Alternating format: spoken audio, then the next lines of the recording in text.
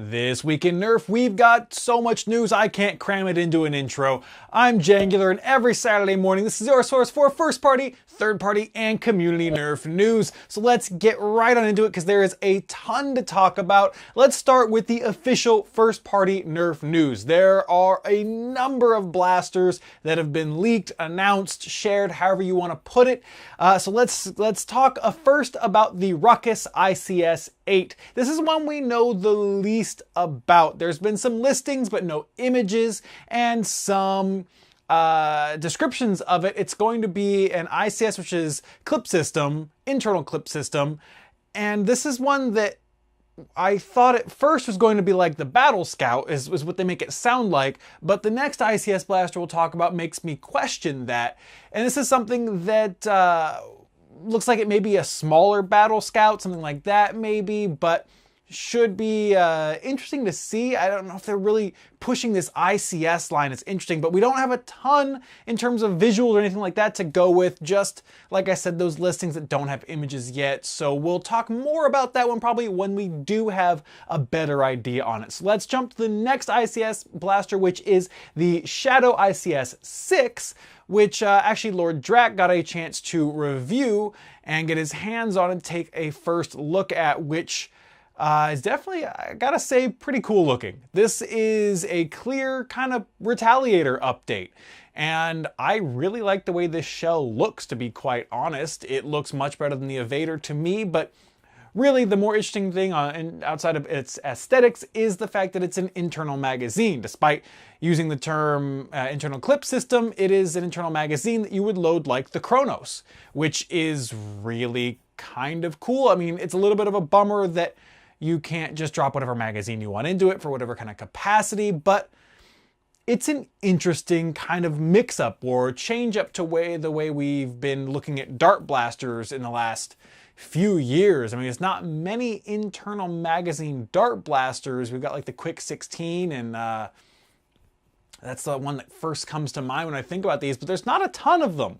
So it's definitely something interesting, and I think a better route to go than, say, something like the Battle Scout style sliding clip that, yeah, you can top it off, but something about it just doesn't seem as aesthetically pleasing as the internal magazine system. So that's definitely cool. Like the Evader, it's got the whole light up system and all of that going for it, which is fun. I'm sure we'll see people put all kinds of different colored wire in there or LEDs and do all kinds of cool fun stuff with that. So that's something we can all look forward to. That one, I will have the video link for you down below because that is where we have really almost any information at all about this blaster, as this one was a total surprise this week.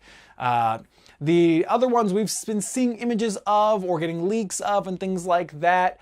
But let's go ahead and talk about the next one, which is the Holdout. Real quick on this one, it's just a small Doomlands single shot style blaster, probably similar to a Fire Strike or something like that. It's not bad looking. There's not a whole lot to talk about in terms of it. It's already on sale if you want to go purchase one on Amazon. I have the link down below for that. It's like $10 US. So it's a nice little fun single shot that kind of mixes up the Fire Strike look or whatever you want for your single shot style blaster. The other one we want to talk about today is the Quadrot, which is kind of a mix-up between a Crossfire and a Fire Strike.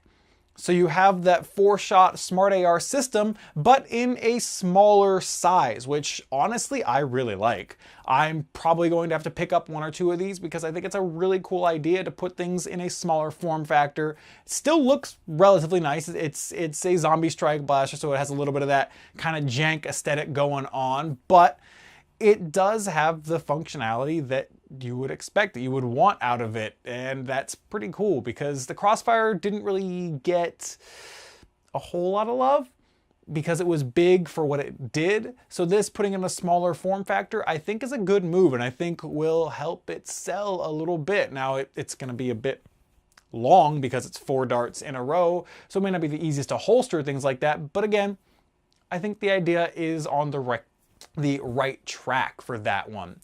So excuse me if we are blazing through these, but like I said, there's a fair amount to talk about, and something I have not yet seen shared that was somewhat surprising is while browsing through some websites, I happened to stumble on a couple listings for two new lines of microshot blasters. We have a Marvel line of microshots coming out this year, including a Spider-Man, a Captain America, and an Iron Man blaster. All of these available through the website that I'll have linked down below. I want to say it was $60 for a case of 6 of them. And what's interesting is there were 3 of one, 2 of one, and 1 of one. So not an even distribution, so some may be harder to find than others when they do reach store shelves. So you can expect for 6, they'll probably retail around $10 to $15 a piece, higher than the other microshot lines because they are licensed, branded from other companies. You've got Marvel, and the other one is Star Wars. There's going to be a Star Wars line of microshots, including a Stormtrooper blaster, a Han Solo blaster, and a Rey blaster.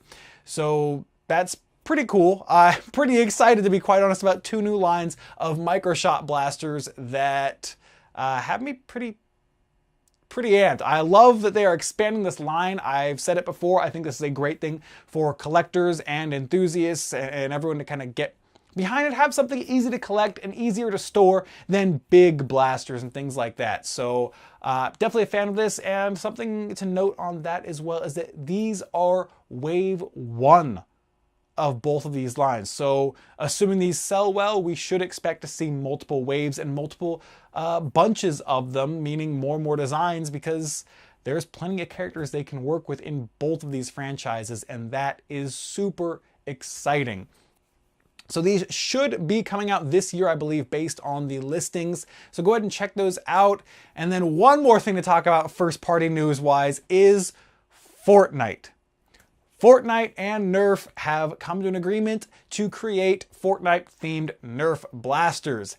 That is a huge deal and something that will hopefully bring a whole lot of new eyes, new people to the Nerf community, because when people get a blaster, they may do a search on it, they may look up things like reviews, and they may happen to stumble upon a mod guide or something that shows the community aspect. So if you bring in a potential massive audience in the Fortnite community right now, that is potentially a good number of new people coming into the community, and that is a big thumbs up to me. Whether or not you like Fortnite is completely irrelevant, in my opinion, to this discussion or this topic, because it's what these blasters can potentially do for the community, for the hobby. And that's just on top of the fact that we're getting new shells. I don't expect they will go with the super hyper realistic like the M16 that's in the game. But I expect we'll likely see a more cartoony version of the SCAR, of the shotgun, the tactical shotgun, of I could definitely see a grenade launcher or rocket launcher for demolisher missiles, things like that. And I would personally love to see a variety of the pickaxes in Fortnite done as foam melee versions that I think would just be super cool to see. So we'll see what happens. These are supposed to come out in 2019, so next year.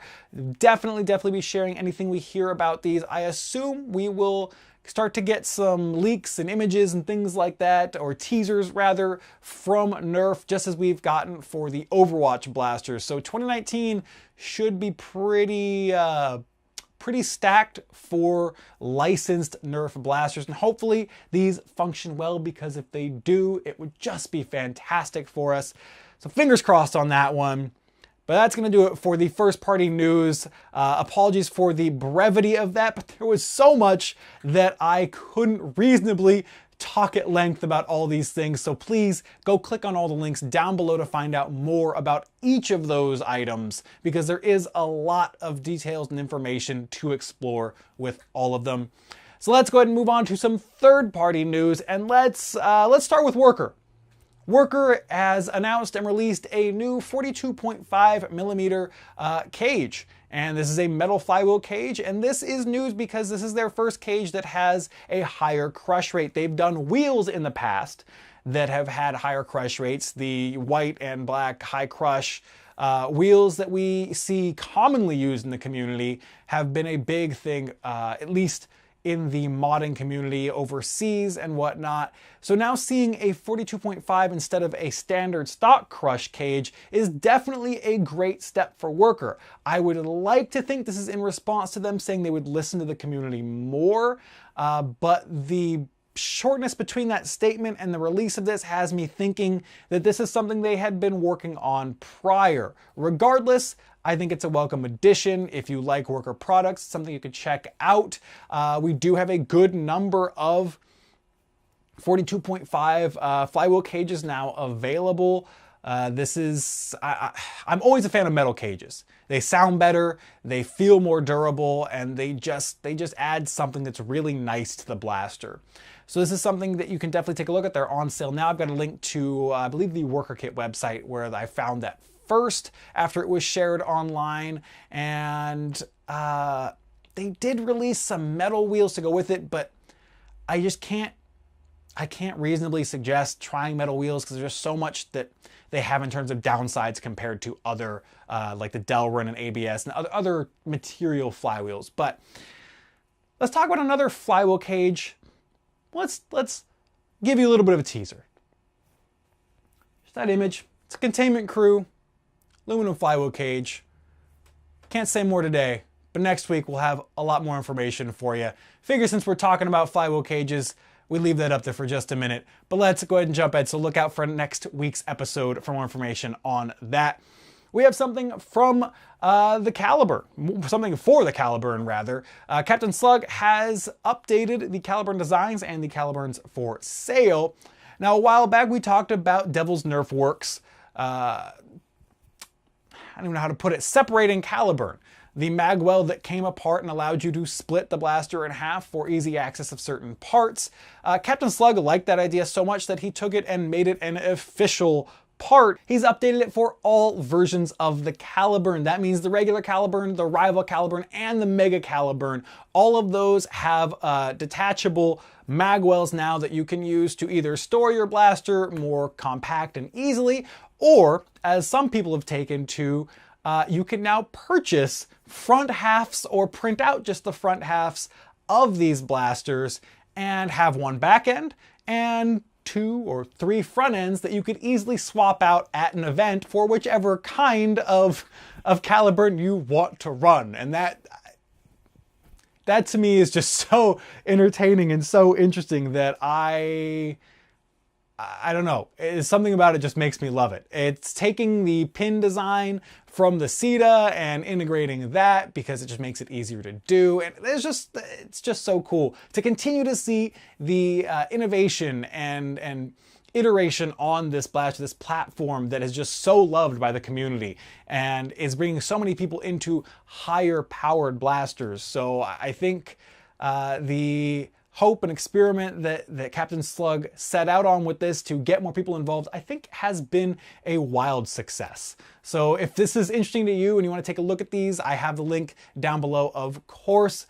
Go get yourself some. I think the files should be updated relatively soon if they are not already, if you just want to print your own, but keep your eyes out for that. So one more thing to talk about today, and that comes to us from Foam Dart Thunder and Monkeytron Collective. That is Foam Fest 2019. After this year's End War and the convention that was attached to it, there is now going to be a second one hosted by FDT and Monkeytron Collective. I worded that a little bit strangely. It is not going to be associated to End War. If, just for clarity's sake, this is a completely separate thing. So we now have multiple large-scale events each year, and that to me is so cool. Now we have something overseas in the UK where this is being held. It's going to be a part of an FTT Stadium event. That's where Foam Dart Thunder hosts events running out of massive stadiums using the indoor areas to play games all throughout the stadium. And that is just so cool. If you haven't seen the footage, you have to go check that out. So having a convention where people can gather and talk and meet creators from that area or anyone that's going and traveling for it and find things to buy or people to connect with. It's just such a good thing and something that has me so excited.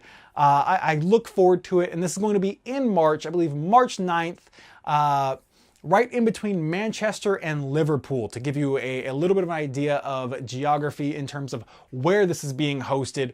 But just go check this out. All the information will be down below in the event that you can check out, and I'm sure this is going to be a fantastic event because Foam Dart Thunder has always run just some of the coolest stuff and is pushing where Nerf goes. So that is something that you should definitely keep your eyes on, and I'm sure we'll be talking more about this in the future. But let's go ahead and talk about our mod of the week. This week it comes to us from Epic Whale. This is a brushless Infinus, and there's more going to it than just the brushless Infinus part.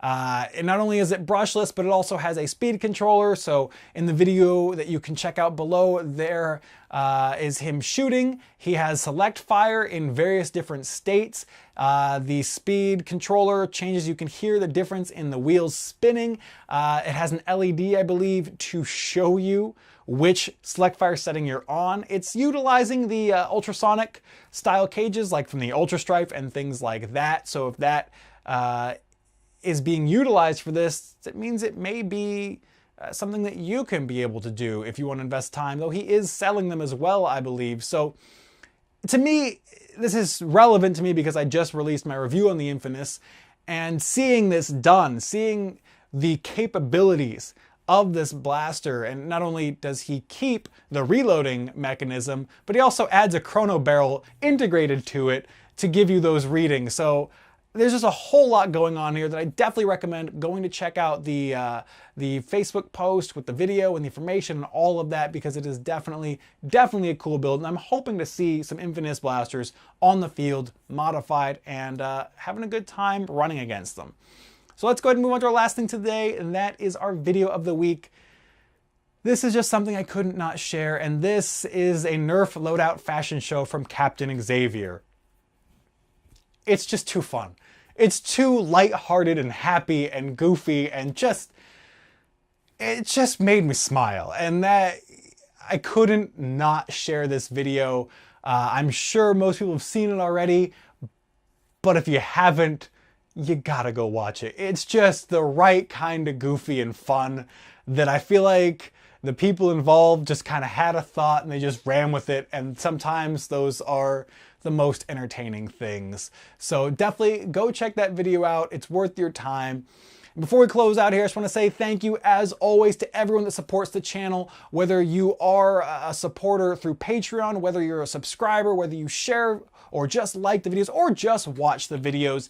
Thank you to each and every one of you so much. And if you enjoyed this video and you're new to the channel, feel free to hit that subscribe button for more in the future. I would love to have you be a part of this community. With that said, thank you so much for watching. I'm Jangular, and I'll see you next time.